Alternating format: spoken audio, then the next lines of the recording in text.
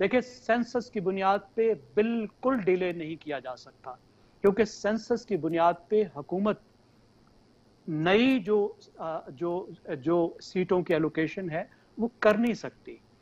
किस सूबे में कितनी सीट्स होंगी, किस सूबे में कितनी सीट्स होंगी, इस्लामाबाद में कितनी सीट्स होंगी, ये आइन के अंदर दर्ज है, आर्टिकल 51 के अंदर दर्ज है।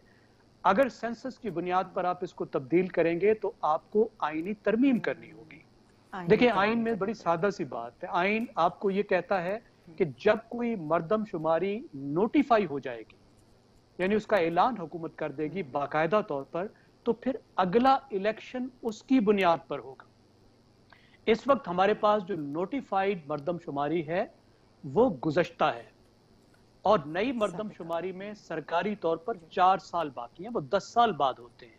लेकिन हुकूमत ने जो दबाव के तहत जो इतराज़ात आए सियासी वजूहात पे, MQM ने भी इतराज़ किया, पीपल्स पार्टी ने भी इतराज़ किया, दोबारा डिजिटल मर्दमशुमारी कराई, लेकिन अभी वो नोटिफाई नहीं हुई। फर्ज करें अगर वो नोटिफाई हो भी जाती है तो फिर क्या होगा?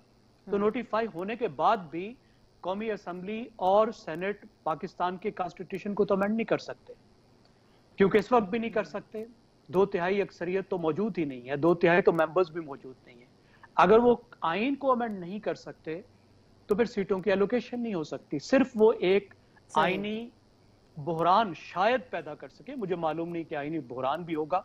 इस बात को सुप्रीम कोर्ट सुनेगी भी या आला अदालतें इसको उठा के फेंक देंगी, लेकिन बात ये कि एक दफा बगैर किसी आईनी जवाज के एक लाइन क्रॉस हो चुकी है तो कल को भी कर सकते हैं। इब्हाम तो मौजूद है, बहुत संजीदा लोग इस शक का इजहार कर रहे हैं कि इस तरह का इम्कान मौजूद है।